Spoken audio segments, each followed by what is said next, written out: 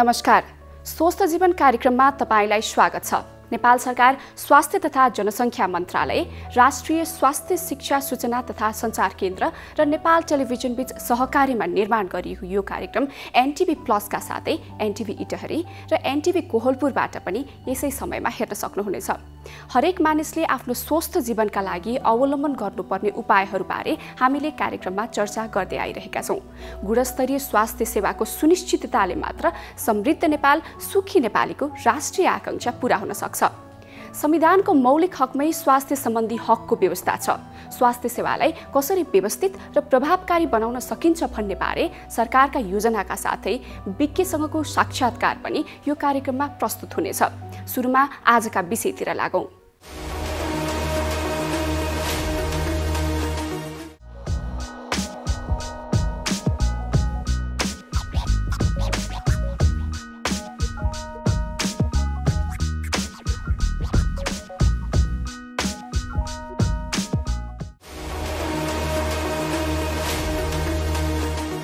नेपालमा नसर्ने रोगको जोखिम तत्त्वबारे गरिएको सर्वेक्षण सार्वजनिक गरिएको छ। हरेक 5-5 वर्षमा गरिने नसर्ने रोगको जोखिम तत्त्वको सर्वेक्षणबाट आएका नतिजाहरूबारे आजको कार्यक्रममा चर्चा गर्नेछौँ। कोरोना भाइरस संक्रमणको प्रकोप बढ्दो क्रममा रहँदा कतिपय अस्पतालहरूले आफ्नो नियमित सेवामा कटौती गरेका छन्। तर काठमाडौँको राष्ट्रिय ट्रमा सेन्टरले भने सेवा जारी राखेको मात्र छैन, थप सेवा विस्तार पनि गरेको छ। ट्रमा सेन्टरमा अहिले पनि दैनिक दर्जनभन्दा बढी अत्यावश्यक शल्यक्रिया भइ नै रहेका छन्। सरकारले वीर अस्पताललाई कोरोना भाइरस अस्पतालका रूपमा सञ्चालन गर्ने निर्णय गरेपछि त्यहाँ हुने नियमित सेवा राष्ट्रिय ट्रमा सेन्टरबाट भइरहेको छ। वीरमा रहेका बिरामीलाई समेत राष्ट्रिय ट्रमा सेन्टरमा सारिएको छ।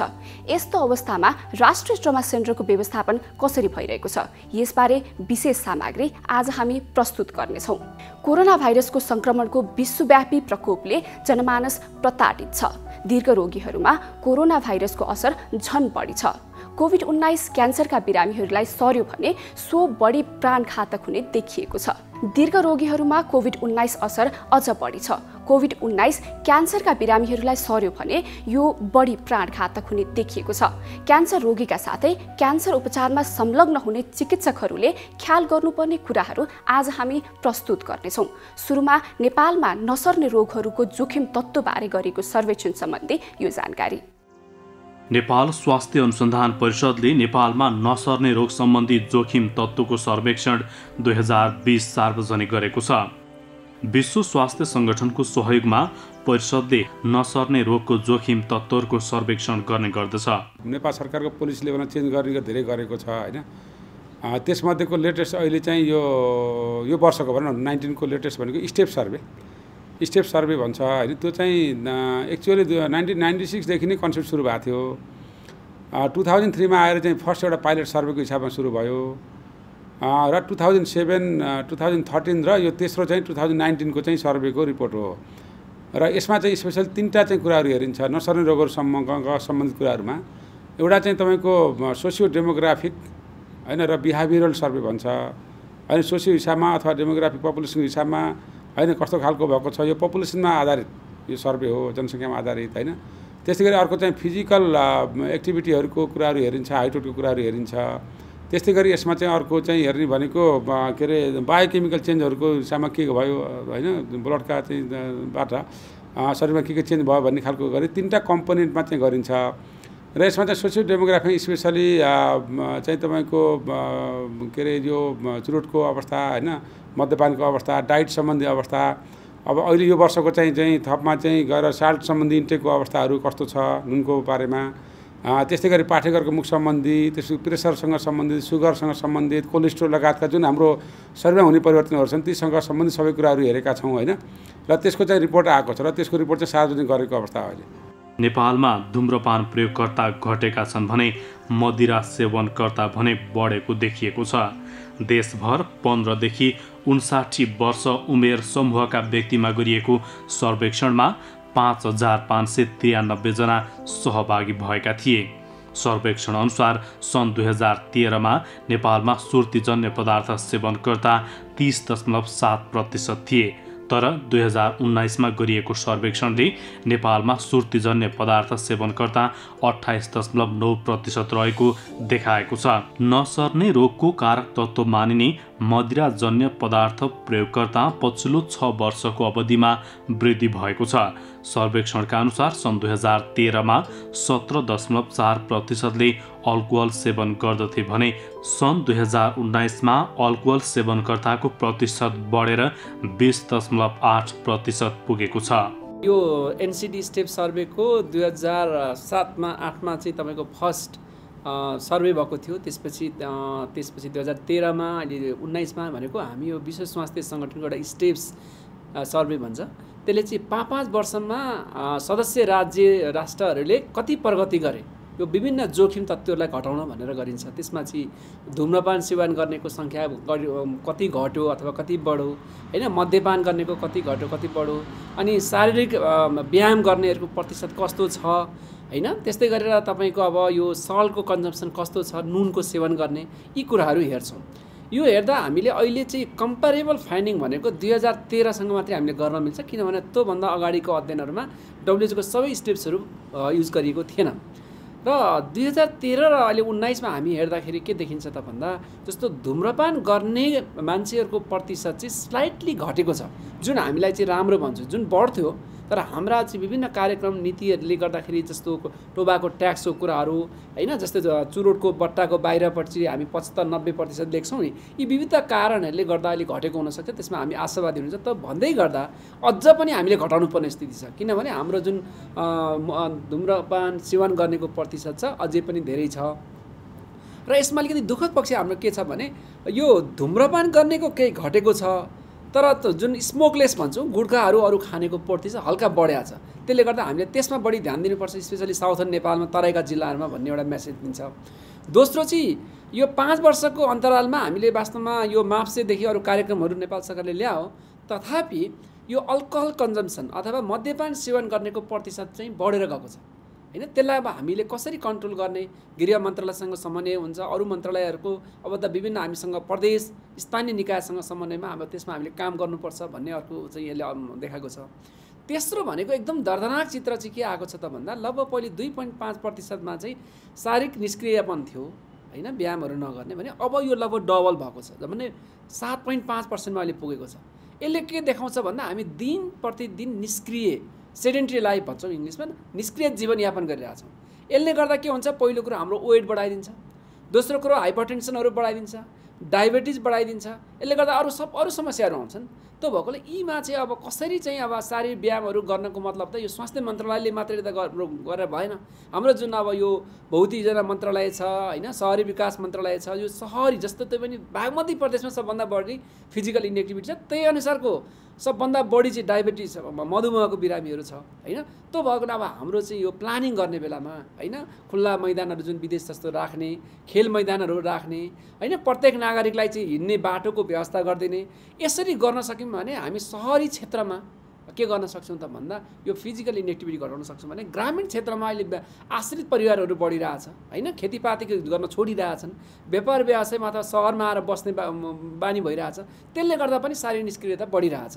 त्यो भएर शारीरिक निष्क्रियता पनि हामीले अब कसरी चाहिँ फिजिकल एक्टिभिटी अथवा शारीरिक व्यायाम बढाउने भनेर लाग्नुपर्छ। भने लास्ट पोइन्टमा चाहिँ तपाईँलाई भन्नुपर्ने के हो भने यो सर्वेमा पहिलोचोटि, होइन, नुन सेवन गर्ने व्यक्तिहरूको प्रतिशत हामीले निकालेका छौँ 15 देखि 69 वर्षको। त्यसले के देखाउँछ भने एभरेजमा नेपालीहरूले 9.2 मिलिग्राम पर केजी चाहिँ पर डे चाहिँ के अरे सेवन गर्दो रहेछन्, होइन। यो सेवन भनेको चाहिँ डब्ल्युएचओले रिकमेन्ड गरेको भन्दा लगभग दोबर हो।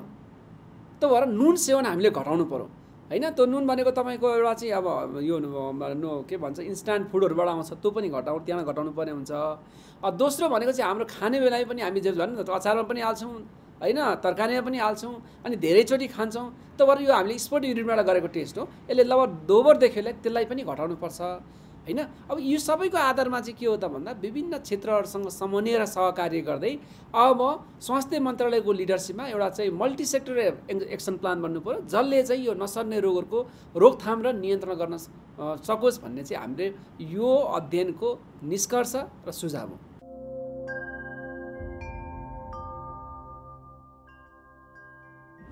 नमस्ते। सर्दैन, तर कुनै संक्रमित व्यक्तिले भर्खरै हाच्छिउँ गर्दा वा खोक्दा तरकारी वा फलफुलमा छिटाहरू परेको छ र तपाईले उक्त वस्तुहरू छुनुभयो र हात साबुन पानीले नधोई आँखा र मुखमा छुनुभयो भने संक्रमणको सम्भावना हुन्छ।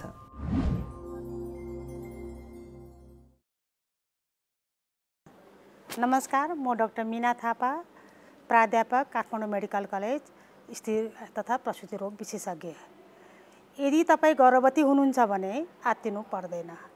अध्ययनहरूले के देखाएको छ भने अहिलेको समयमा गर्भवती हुँदा पनि गर्भपात हुन सक्ने अथवा गर्भको बच्चामा जन्मजात खराबी हुन सक्ने त्यस्तो स्थिति देखिएको छैन। यदि तपाईँ सङ्क्रमित हुनुभएको छ र बच्चा जन्माउनु भएको छ भने बच्चालाई तपाईँको दुध खुवाउन सक्नुहुन्छ, तर केही सावधानीहरू अपनाएर। गर्भवती महिलाले प्रशस्त मात्रामा पानी, फलफुल तथा तरकारीको प्रयोग गर्नुपर्छ र अनावश्यक रूपमा पीर चिन्ता लिनु हुँदैन।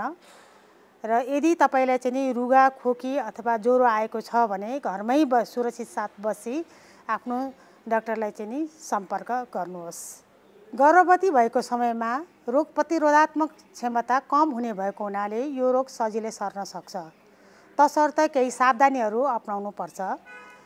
यदि तपाईँ बाहिर भिडभाडमा जानुभएको छ भने कम्तीमा पनि एक अर्कामा 2 मिटरको दूरी कायम राख्नुहोस्।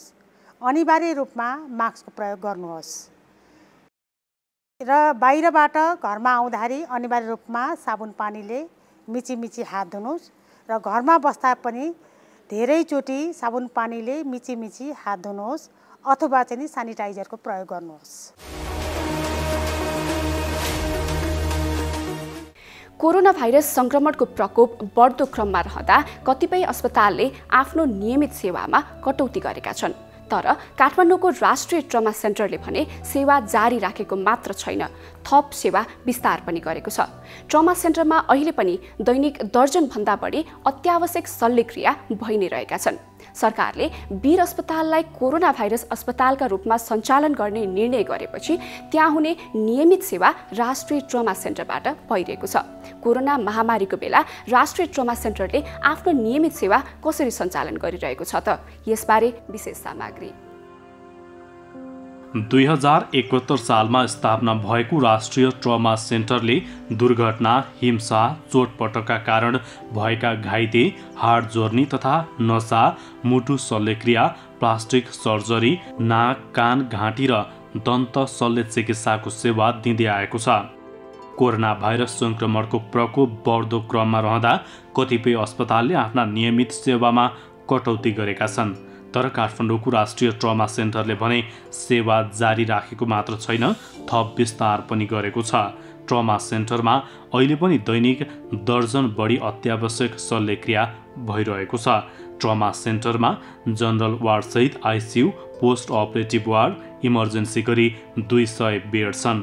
राष्ट्रिय ट्रमा सेन्टरले कोरोना भाइरसको सम्भावित जोखिमलाई रोक्न सरकारले गरेको लकडाउनको बेला समेत अस्पताल आउन नसक्ने बिरामीको लागि घरबाटै सेवा लिन सक्ने व्यवस्था गरेको थियो भने चोटपटक लागेका बिरामीको शल्यक्रिया सेवा पनि नियमित सञ्चालन गरेको थियो।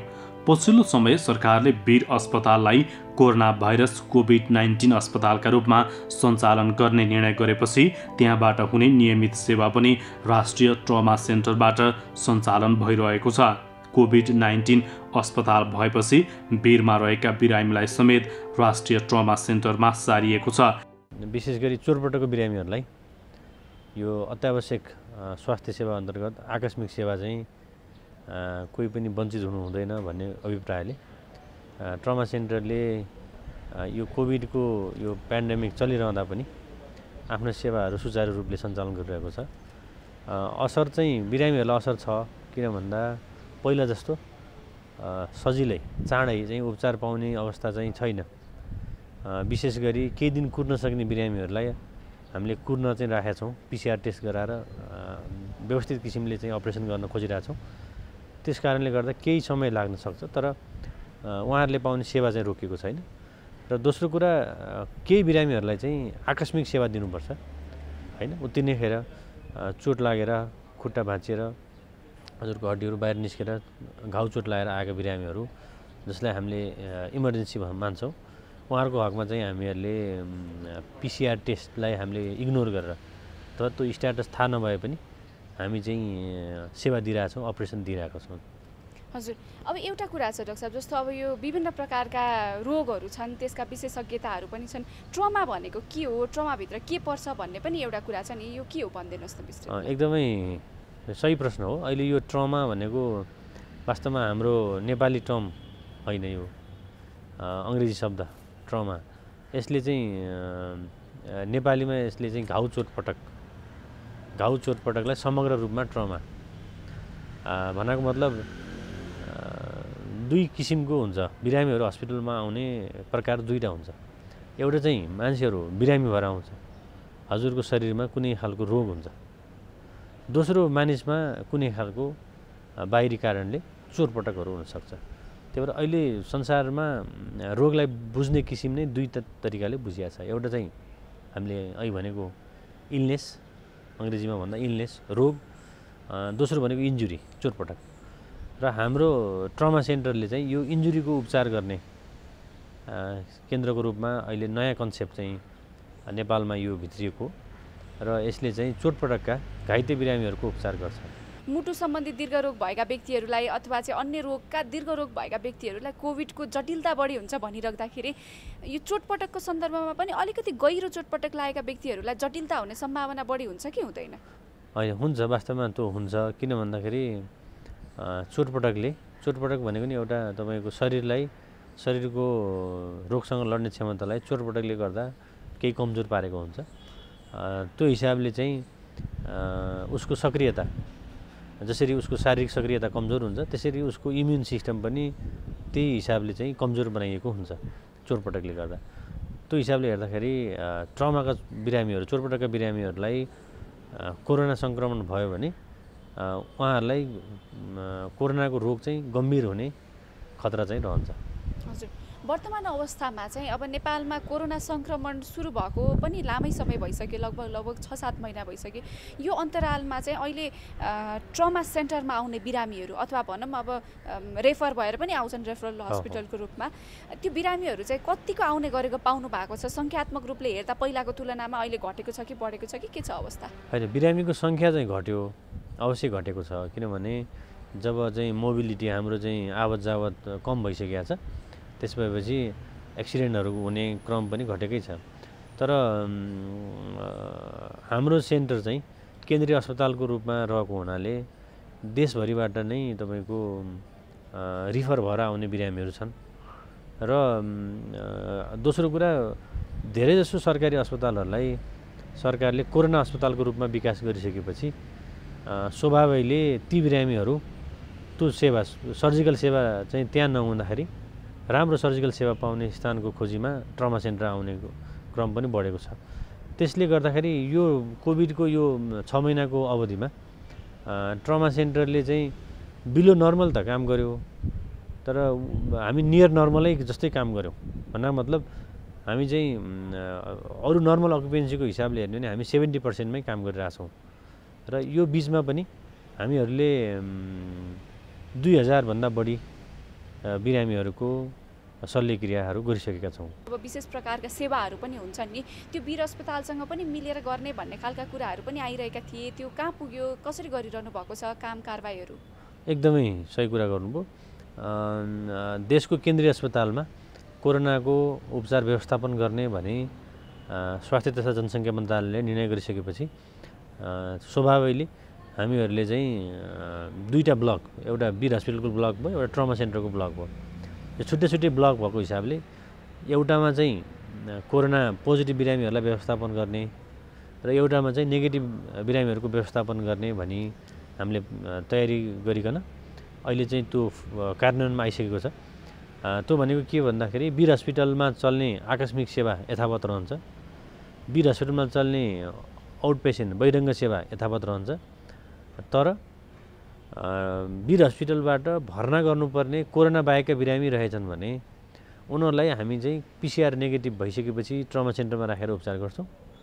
त्यस्तै सर्जरी गर्नुपर्ने बिरामीहरू ट्युमर सर्जरी होला, पेटको सर्जरी होला, छातीको सर्जरी होला, विभिन्न खालका सर्जरी गर्नुपर्ने बिरामीहरूले पनि दुःख पाइरहेको अवस्थाले गर्दा ती बिरामीहरूलाई पनि कोरोना टेस्ट नेगेटिभ भइसकेपछि ट्रमा सेन्टरमा भर्ना गर्ने र ट्रमा सेन्टरको सर्जिकल सेवा चाहिँ ट्रमा सेन्टरबाट लिने गरी व्यवस्था मिलाएका छौँ। र कोभिड पोजिटिभ बिरामीहरूको पनि सर्जरी गर्नु पर्यो, शल्यक्रिया गर्नु पर्यो भने त्यो चाहिँ वीर हस्पिटलकै अपरेसन थिएटरमा गर्ने गरी व्यवस्था मिलाएका छौँ र यो कार्यान्वयनमा गइसकेको छ। हामी बिस्तारै अब त्यो चाहिँ आम पब्लिकमा चाहिँ त्यो जानकारी गइसकेपछि त्यो चाहिँ त्यही अनुसारको व्यवस्थापन पनि गर्दै गइरहेछौँ। म आउँदाखेरि मैले आफ्नो योजनालाई 3 भागमा बाँडेर सुरु गरेको थिएँ। एउटा छोटो समयमा गर्ने अल्पकालीन प्लानहरू लिएर आएको थिएँ। दोस्रो चाहिँ केही समयभित्र, केही महिनाभित्र गर्ने प्लान थियो, इन्टरमिडिएट प्लान, र लङ टर्म प्लानको केही खाकाहरू थियो। र सर्ट टर्म प्लानभित्र चाहिँ विशेष गरी अस्पतालभित्रका समस्याहरू अथवा लुज भएको नटबोल्ट कस्ने भन्ने गरेको छु मैले। कहीँ लुज थियो नटबोल्टहरू भने त्यसलाई कसेर टाइट गर्ने। त्यसपछि दोस्रो चरणमा भनेको एउटा सिस्टम बिल्डिङको चरण र तेस्रो चरण भनेको नयाँ कामहरू गर्ने। त्यसै अन्तर्गत हामीले चाहिँ वार्डहरू व्यवस्थित गर्न खोज्यौँ हैन। सामान्य सरसफाइको कुरा हो, अस्पताल छिर्दाखेरि तपाईँको सरसफाइको अवस्था राम्रो हुनुपर्छ, त्यो हिसाबले सरसफाइको व्यवस्था गऱ्यौँ। सामान्य कुराहरूबाट सुरु गऱ्यौँ। टोयलेटका ढोकाहरू फुटेका थिए, ती चिज मर्मत गऱ्यौँ। त्यसपछि हामीहरू वार्डमा चाहिँ नर्सिङ स्टेसनहरू अव्यवस्थित थिए, त्यसलाई व्यवस्थित गरेका छौँ। त्यसै गरी तपाईँको इमर्जेन्सी सेवा हामीले चाहिँ एउटा हस्पिटलमा तपाईँ इमर्जेन्सीमा छिर्दाखेरि त्यहाँको सर्भिस राम्रो भयो भने तपाईँले त्यो अस्पताल राम्रो भन्ने सोच्नुहुन्छ। त्यसलाई चाहिँ हामी अस्पतालको मुहार भनौँ, इमर्जेन्सी सेवा हो, त्यसलाई सुधार्न हामीले धेरै प्रयासहरू गऱ्यौँ। जस्तो कि अहिले चाहिँ नेपालको सरकारी अस्पतालमध्ये हामी यस्तो अस्पताल हौँ जहाँ चाहिँ इमर्जेन्सीमा पनि भेन्टिलेटरको व्यवस्था छ। हामीले 2टा भेन्टिलेटर हामीले इमर्जेन्सीमा पनि सञ्चालनमा ल्याइसकेका छौँ। र इमर्जेन्सीमा नै हाम्रो अत्याधुनिक खालको अपरेसन थिएटर पनि हामीले अहिले सुरु गऱ्यौँ। र अब हामी चाहिँ आइसियुमा चाहिँ तपाईँको कोरोनाको कारणले गर्दाखेरि सबै बिरामीहरू मिसाएर राख्न नमिल्ने अवस्था थियो। त्यसलाई सम्बोधन गर्न हामीले आइसोलेसनको व्यवस्था गऱ्यौँ। आइसियुमा पनि छुट्टै आइसोलेसन वार्डहरू राखेका छौँ र तपाईँको सुरुमा शङ्कास्पद बिरामी गयो भने पहिला आइसोलेसनमा जान्छ, त्यसपछि बल्ल प्रोपर आइसियुमा छिर्छ। यसरी हामीले सर्ट टर्म चाहिँ अनि एकदमै अत्यावश्यक चाहिँ के थियो भन्दाखेरि हाम्रो संस्था स्थापना भएदेखि अहिलेसम्म त्यहाँ चाहिँ एउटा कफी सप पनि थिएन, चिया खाने ठाउँ पनि थिएन। सामान्य हो, तर पनि अहिले हामीले त्यो सञ्चालनमा ल्याइसकेका छौँ। यसरी सानसाना कुराहरूबाट सुरु गरियो। र अब इन्टरमिडिएट प्लान भनेको मेरो तपाईँको केन्द्रीय अस्पताल भएको हुनाले क वर्गको एम्बुलेन्स चाहिँ ट्रमाको एम्बुलेन्स हुनुपर्छ र चाहिँ कसैलाई चाहिँ बिरामी हुँदाखेरि ट्रमाको एम्बुलेन्सले उद्धार गर्न सकोस्, त्यो हिसाबले हामीले एउटा मिनी आइसियु जस्तो एउटा एम्बुलेन्स हामी ल्याउँदैछौँ। यो दसैँको वरपर त्यो आइपुग्छ, त्यो खरिद प्रक्रियामा अगाडि बढिसकेको छ। र त्यसमा चाहिँ तपाईँको भेन्टिलेटर हुन्छ, त्यसमा मोनिटर हुन्छ र बिरामीलाई चाहिने इमर्जेन्सीका सबै सामग्रीहरू भएको एउटा आइसियु सेटअपको चाहिँ एम्बुलेन्स सेवा हामी सञ्चालन गर्दैछौँ। र त्यो एम्बुलेन्सले तपाईँको विशेष गरी काठमाडौँको यो रिङ रोडभित्र केही एक्सिडेन्ट पऱ्यो भने त्यही ठाउँमा गएर बिरामीलाई टपक्क टिपेर हाम्रो स्वास्थ्यकर्मीहरू र हाम्रो चिकित्सकहरूसम्म जान मिल्ने छ। उहाँहरू पनि गएर उपचार दिन मिल्ने खालको गरी मिलाएका छौँ। अब चाहिँ त्यसपछिको प्लान भनेको अहिले हामी चाहिँ हस्पिटललाई पूर्ण डिजिटलाइज गर्ने डिजिटल हस्पिटलको कन्सेप्टमा हामी गइरहेछौँ र त्यसको बारेमा धेरै खालको छलफलहरू भइरहेको छन्। र हाम्रो अर्को भनेको हाम्रो ट्रमाको, अहिले हजुरले भन्नुभयो ट्रमा भनेको नयाँ विषय छ नेपाललाई। यो ट्रमाको व्यवस्थापन देशभरि नै कसरी राम्रो व्यवस्थापन गर्न सकिन्छ भनेर ट्रमा उपचार प्रणालीको विकास गर्नलाई मन्त्रालयले हामीलाई विशेष जिम्मेवारी दिएको छ। र त्यो जिम्मेवारीमा रहेर देशभरि नेपालको ट्रमा सिस्टम अहिले भनेको ट्रमा उपचार पद्धति कस्तो हुनुपर्छ भन्ने हामीले चाहिँ कार्यविधि पनि बनाइसकेका छौँ एज अ टेक्निकल एडभाइजरी भएर मन्त्रालयको।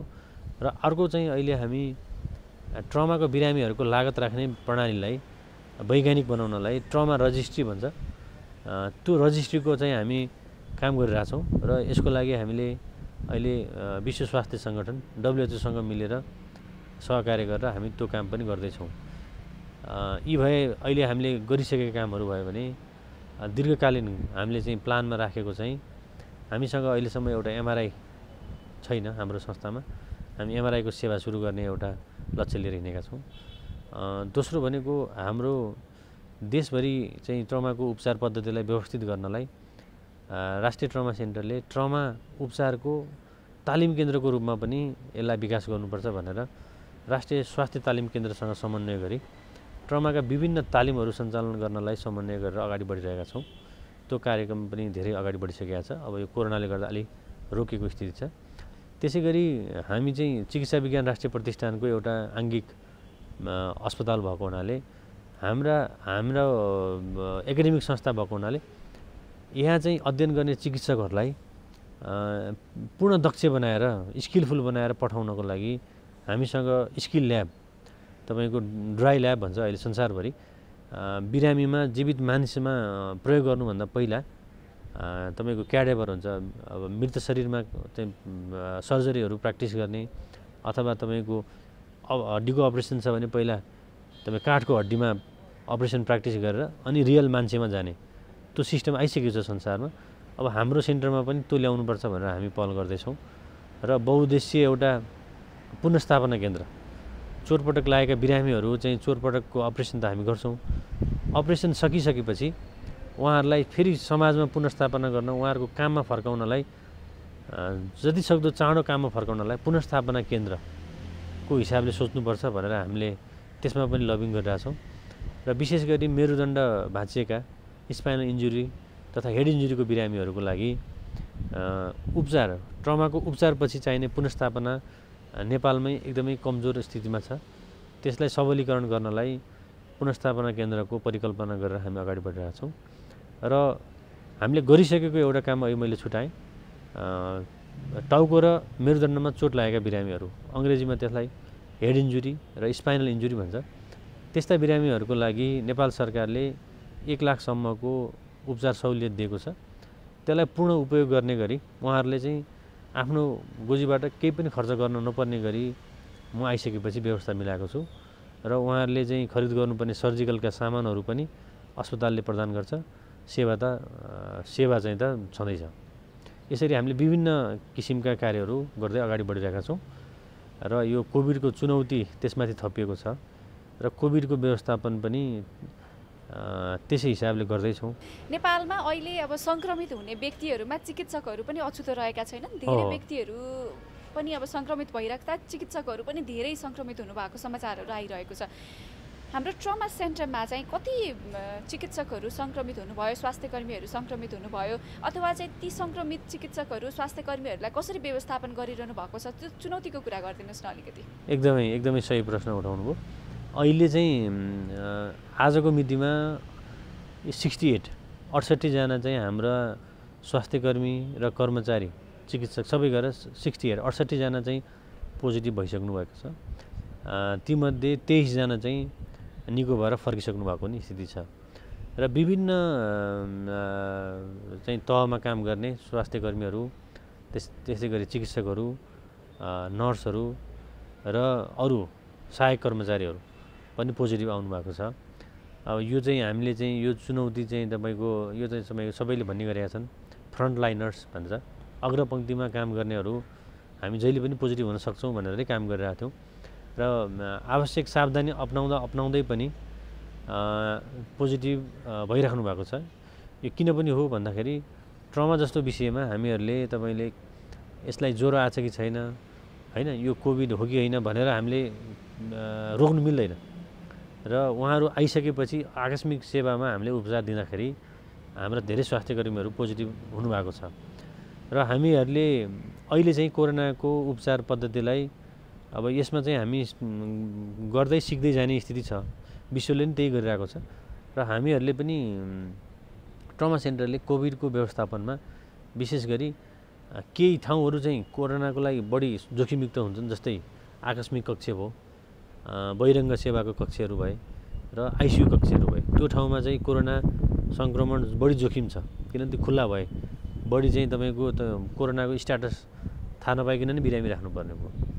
र दोस्रो भनेको तपाईँको अपरेसन थिएटर, बिरामी भर्ना गर्ने वार्डहरू चाहिँ अलिक कम जोखिममा हुन्छन् किनभने हामीहरू त्यहाँ चाहिँ स्क्रिनिङ गरेर मात्रै बिरामी पठाउँछौँ र ती दुईवटा ठाउँमा अहिले भनेका ती दुईवटा क्याटेगोरी अनुसार हामीले चाहिँ जनस्वास्थ्यको मापदण्ड पिपिईहरू पनि त्यही अनुसारमै व्यवस्थापन गरेका छौँ र अहिले ट्रमा सेन्टरमा आकस्मिक उपचार चाहिँ पिसिआरको स्ट्याटस नहेरिकन गरिन्छ र तपाईँको कुर्न मिल्ने र अलि ढिलो गर्न सक्ने बिरामी अपरेसन गर्नुपर्ने बिरामीहरूलाई केही समय कुरेर पिसिआर गरेर पिसिआर चाहिँ नेगेटिभ भइसकेपछि मात्रै अपरेसन गर्ने गरी व्यवस्था मिलाएका छौँ।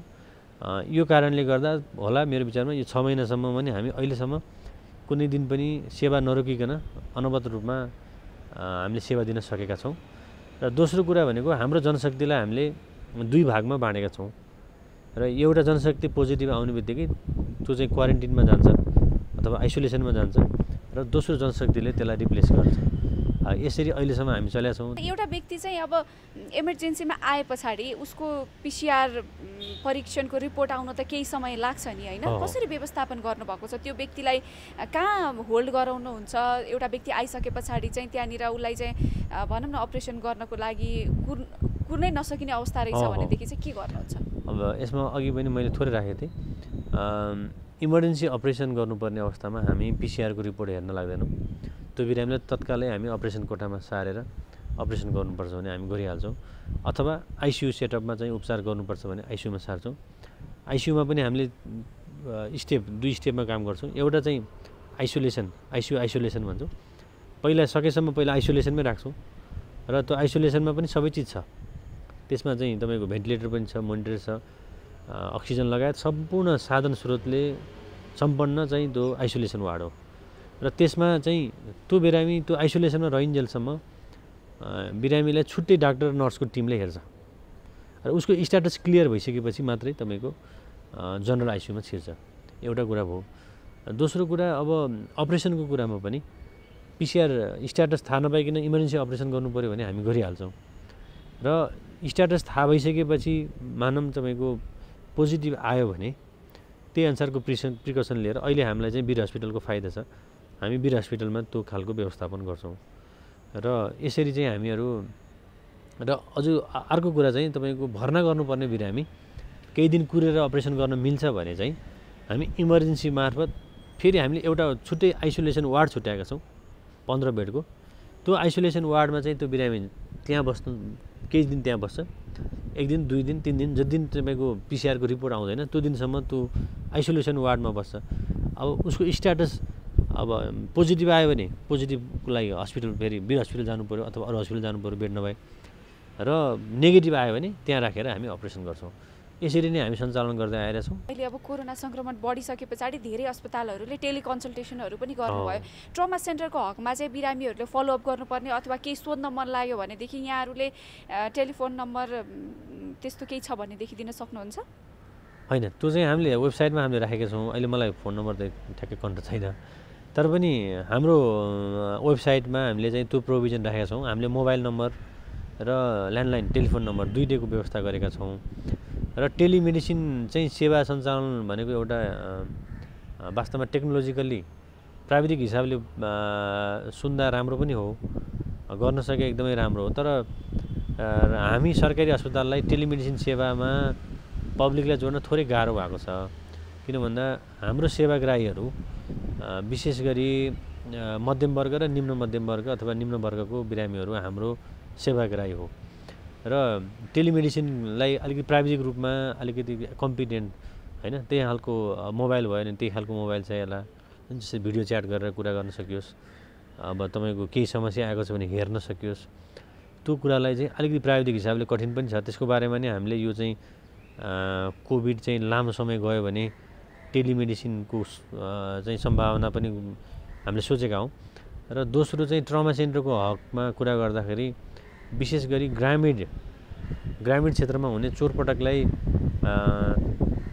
सम्बोधन गर्न कमसेकम संस्थागत हिसाबले टेलिमेडिसिनको चाहिँ प्रयत्न चाहिँ हामी गर्दैछौँ। त्यो भनेको हजुरले अहिले भनेको कुरा व्यक्तिसँग टेलिकन्सल्टेसन गर्ने कुरा हो, तर हामीले अहिले सोचेको चाहिँ व्यक्तिसँग होइन संस्थासँग। जस्तै एउटा रसुवाको प्राथमिक स्वास्थ्य केन्द्र छ अथवा हेल्थ पोस्ट छ, त्यहाँको स्वास्थ्य कर्मीहरूसँग एउटा बिरामी पुग्नुभयो, स्वास्थ्य कर्मीलाई कुनै चाहिँ कन्फ्युजन लाग्यो, त्यो कुरा चाहिँ राष्ट्रिय ट्रमा सेन्टरको चिकित्सकसँग परामर्श लिनलाई आवश्यक चाहिँ तपाईँको प्रविधि जडान गरी टेलिकन्सल्टेसन त्यो गर्ने गरी हामी प्रयासरत छौँ र त्यो चाहिँ एउटा मेरो चाहिँ अर्को प्लान अफ एक्सन हो, त्यसमा पनि हामी काम गरिरहेका छौँ।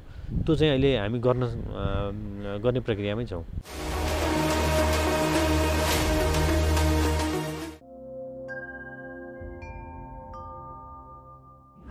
नमस्ते। कोभिड-19 यौन सम्पर्कबाट फैलिन्छ या फैलिँदैन भन्ने बारे अहिलेसम्म कुनै प्रमाण भेटिएको छैन। केही केसहरूमा भाइरस वीर्य वा शुक्राणुमा फेला परेको त छ, तर शुक्राणुमा भाइरस सक्रिय अवस्थामा रहेको वा नरहेको यकिन गर्न सकिएको छैन। त्यसैले अहिलेसम्म यो भाइरस यौन सम्पर्कबाट फैलिन्छ भन्ने कुराको कुनै प्रमाण छैन।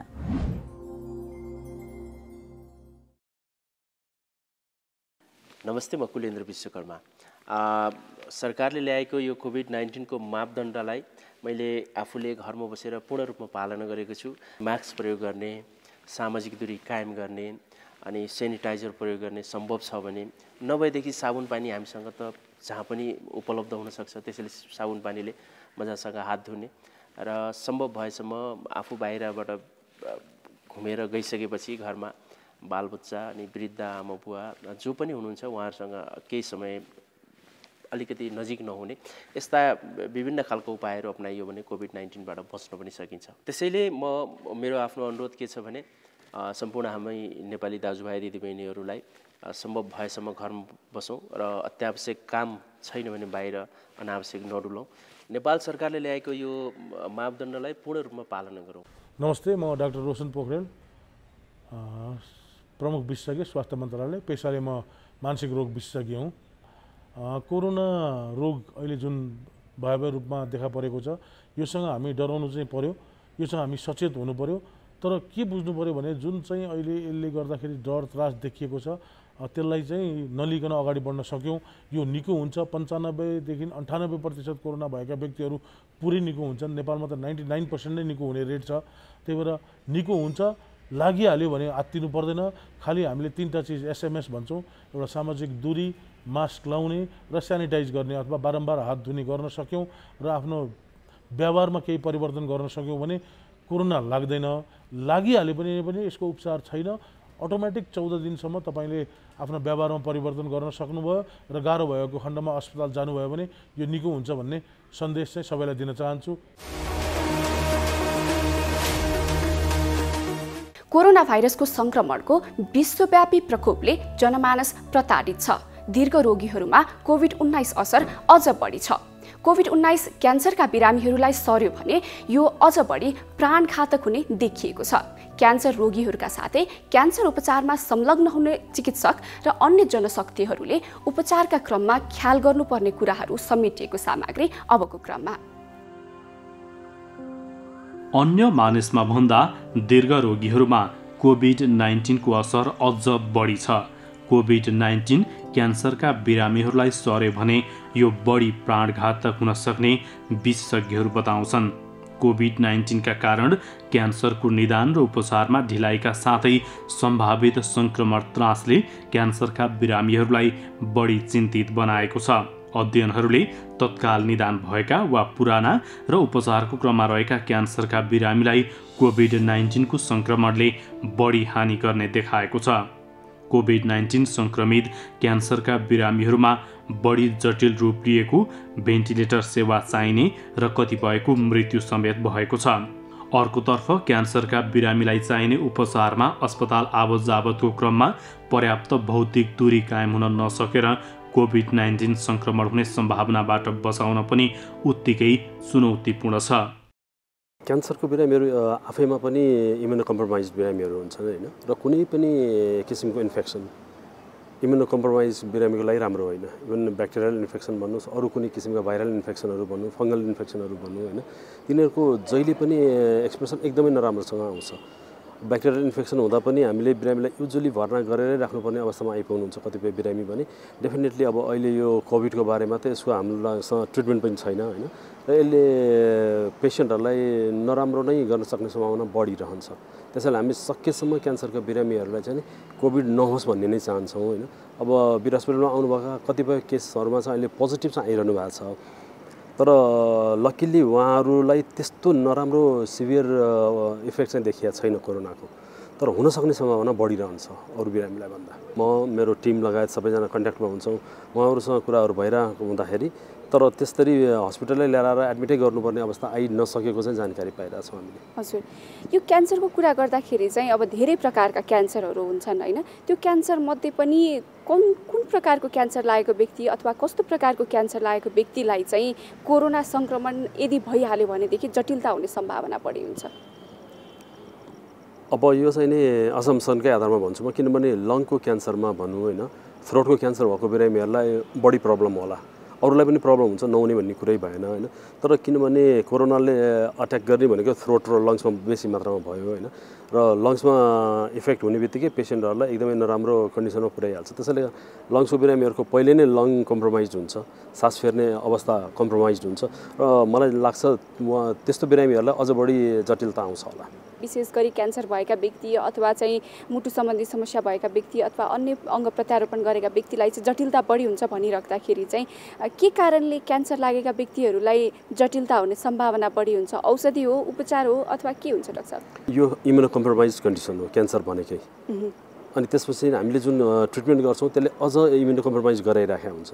सो इम्युनिटीको आधारमा भाइरससँग लड्नुपर्ने हुन्छ, पहिले नै कम्प्रोमाइज चिज छ भने सिभिरिटी त बढ्ने भइहाल्यो, भाइरसको एक्सन एकदमै बढी हुन्छ त्यस्तो बिरामीलाई, त्यसैले गर्दा सिभियर हुने सम्भावना बढी भयो। अब लङ्समा त पहिले कम्प्रोमाइज लङ्स छ होइन, राम्रोसँग ब्रिदिङ भइरहेको छैन, झन् त्यसमा गएर भाइरस बसेपछि त्यसलाई निकाल्न सक्ने अवस्था पनि हुँदैन।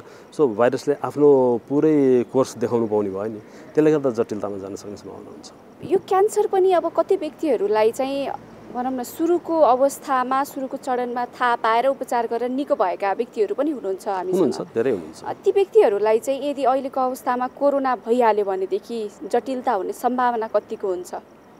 अब हामीसँग त्यस्तरी केसेसहरू आइसक्नु भएको छैन होइन, त्यसैले गर्दा मैले एकदम तपाईँलाई डेटाकै आधारमा चाहिँ बोल्न सक्दिनँ डेफिनेटली। तर पनि इम्युनो कम्प्रोमाइज त क्यान्सर हुने भनेको त पहिले पनि इम्युनो कम्प्रोमाइज कन्डिसन हो नि त, त्यसैले गर्दाखेरि उहाँहरूलाई अलिकति जटिल हुन सक्ने सम्भावना हुन्छ होला, तर हामीसँग कुनै डेटा चाहिँ छैन।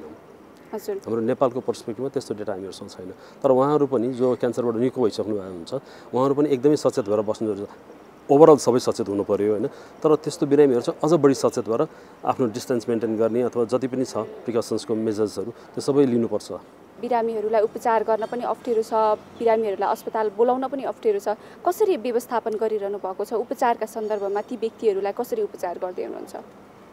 बिरामीहरू त आइ नै रहनुहुन्छ होइन, बिरामी आउनु पनि पऱ्यो, किन उहाँहरूको अब ट्रिटमेन्टहरू चलि नै राखेको छ, किमो चलिरहेको हुन्छ, रेडिसन चलिरहेको हुन्छ।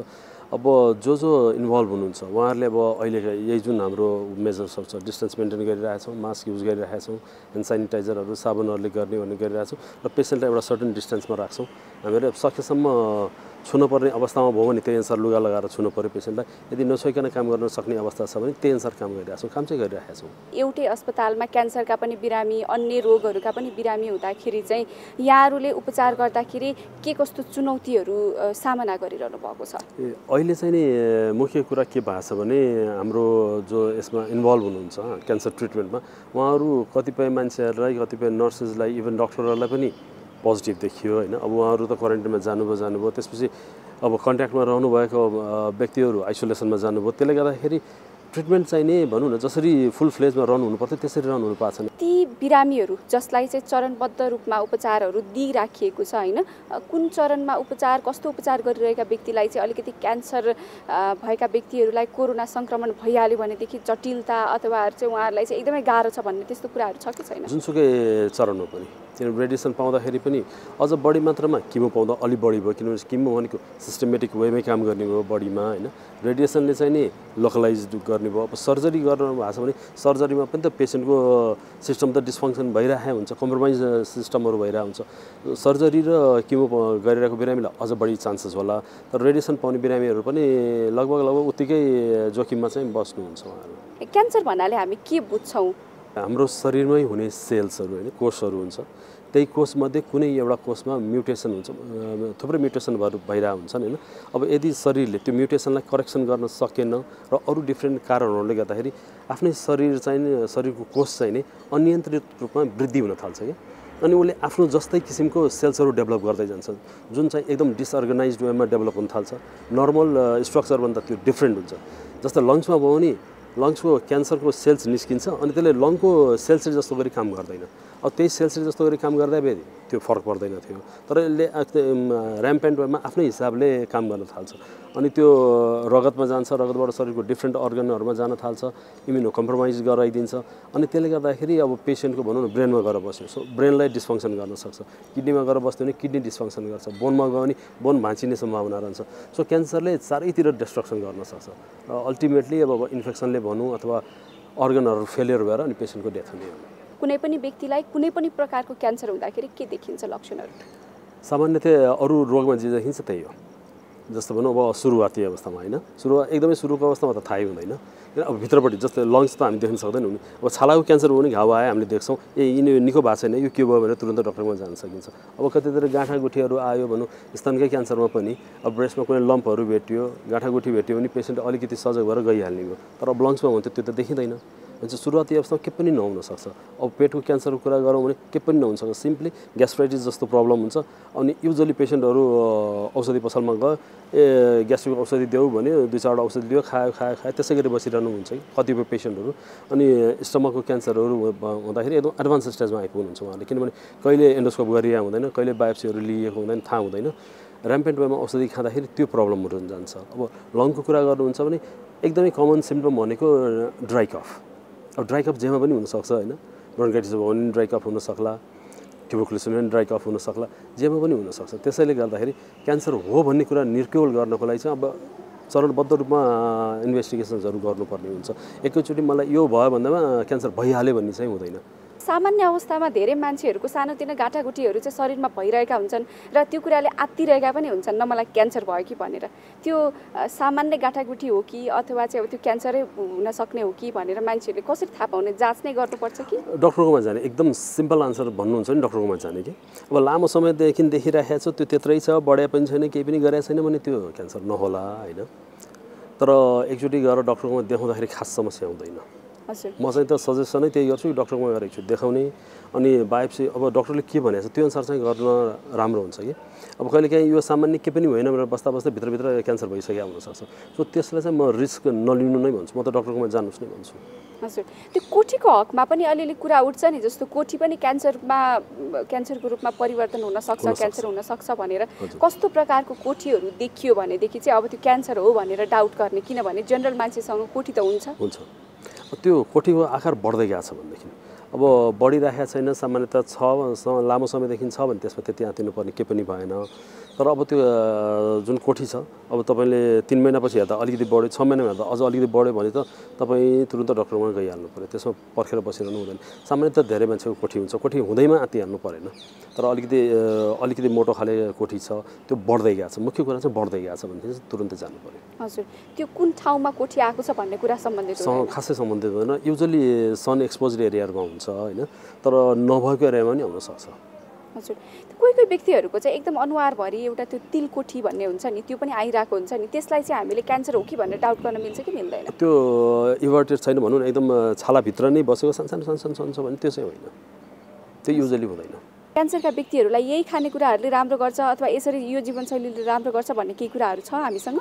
कोभिड लागिसकेपछि त इन्फेक्सस डिजिजकै डक्टर छ अझ स्पेसली जो अहिले कोभिडसँग डिल गरिरहनु भएको छ उहाँहरूसँग परामर्श लिन जरुरी हुन्छ किनभने मेरो तर्फबाट मैले भने त म भनि नै हाल्छु होइन खानपानमा ध्यान दिनु होला अलि राम्रोसँग पकाएर खानु होला आदि इत्यादि सबै कुरा जुन सामान्य हामी जुन क्यान्सरको पेसेन्टलाई पनि भन्छौँ त्यो त गर्नु नै पर्यो त्यसबाहेक पनि अब कोभिड लागिसकेको छ सिम्टमहरू के पनि छैन भनेदेखि रेगुलर टच चाहिँ नि कोभिडको डक्टरसँग गर्नु जरुरी हुन्छ बिरामीहरूले चाहिँ अब कस्तो अवस्थामा म चाहिँ डक्टरकोमा परामर्श लिन अस्पताल जाने कस्तो अवस्थामा चाहिँ अब नगए पनि हुन्छ अथवा फोनबाट परामर्श गर्दा पनि हुन्छ भन्ने खालको कुराहरू चाहिँ एउटा व्यक्तिले जानकारी राख्न जरुरी छ त्यो इमर्जेन्सी र नन इमर्जेन्सी कन्डिसन भनिदिनुहोस् न क्यान्सरको बिरामीहरूको इमर्जेन्सी हामीले उहाँहरूलाई पहिला पनि भनेकै हुन्छ जस्तो ज्वरो आयो अब केमो दिन्छौँ केमोले गर्दा ज्वरो आउनसक्छ अब त्यो कोभिडको ज्वरो हो भन्ने त हुँदैन होइन तर त्यसले गर्दा ज्वरो आयो तारन्तार भमिटिङ भयो डायरिया भयो कुनै पनि कन्डिसन जुन तपाईँले कोप गर्न सकिरहनु भएको छैन त्यो बेलामा तुरन्त हस्पिटल आउनु परि नै हाल्यो र युजली पेसेन्टहरू हामीलाई कल गर्नुहुन्छ हाम्रो पेसेन्टहरूले युजली कल गर्नुहुन्छ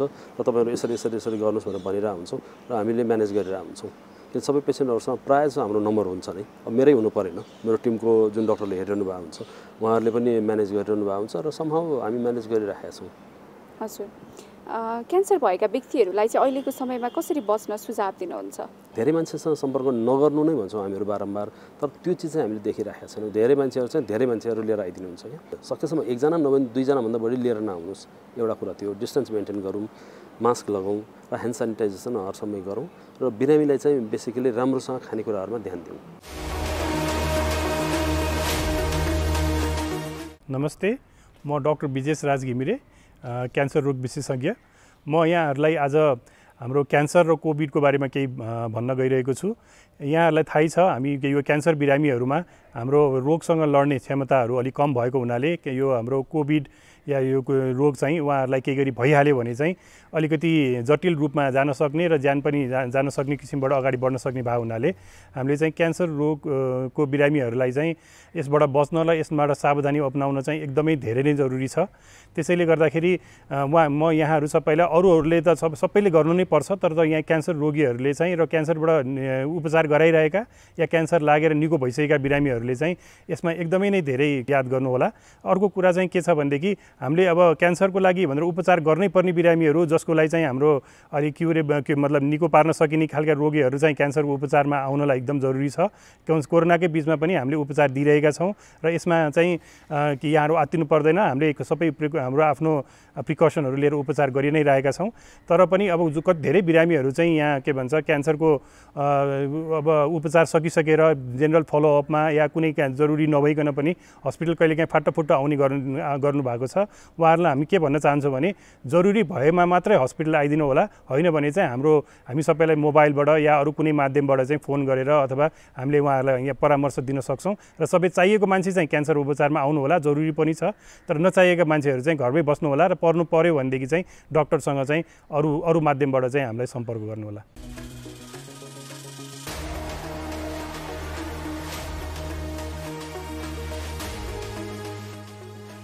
कार्यक्रम स्वस्थ जीवन हरेक दिन एनटिभी प्लसबाट बिहान 7 देखि 8 बजेसम्म र पुनः साँझ 5 देखि 6 बजेसम्म, एनटिभी कोहलपुरबाट दिउँसो 1 देखि 2 बजेसम्म र एनटिभी इटहरीबाट दिउँसो 2 देखि 3 बजेसम्म प्रसारण हुने गरेको छ। स्वास्थ्य सम्बन्धी यहाँहरूको कुनै जिज्ञासा या समस्या भएमा हामी सम्बन्धित विज्ञहरूबाट समाधान खोजी कार्यक्रममा प्रसारण गर्नेछौँ। हामीलाई सम्पर्क गर्ने माध्यमहरू यस प्रकार छन्: फोन, एसएमएस तथा भाइबरको लागि 98 43 52 93 97, इमेल swasthjivan@ntv.org.np। यस कार्यक्रमको बारेमा आफ्नो सल्लाह, सुझाव र प्रतिक्रिया पनि यहाँहरूले यिनै माध्यम मार्फत दिन सक्नुहुनेछ। साथै कार्यक्रममा के कस्ता सामग्री, विषय वा विज्ञहरू समेट्नु पर्ला भन्ने विषयमा पनि सुझाव दिन सक्नुहुन्छ। कार्यक्रम यहाँहरूले सामाजिक सञ्जाल मार्फत पनि हेर्न सक्नुहुनेछ। YouTube Nepal television, mobile application Nepal television, Facebook facebook.com/neptv2041। स्वास्थ्य सम्बन्धी महत्त्वपूर्ण नम्बरहरू। स्वास्थ्य सम्बन्धी कुनै पनि जानकारी र सहयोगका लागि स्वास्थ्य तथा जनसङ्ख्या मन्त्रालयका हटलाइन नम्बरहरू 1115 र 1133 वा मोबाइल नम्बर 98 512 55 839। एम्बुलेन्स सेवाको लागि 102 र 112। वैदेशिक रोजगारीको क्रममा स्वास्थ्यमा समस्या भएमा, अन्य सहयोग वा जानकारी आवश्यक परेमा श्रम, रोजगार तथा सामाजिक सुरक्षा मन्त्रालयको हटलाइन नम्बर 1141। शान्ति, सुरक्षा र अन्य सहयोगका लागि नेपाल प्रहरीको नम्बर 100। सशस्त्र प्रहरी बलको नम्बर 1114। रगत आवश्यक परेमा ब्लड बैंकको नम्बर 01 42 25 344। सार्वजनिक हितका लागि नेपाल टेलिभिजन।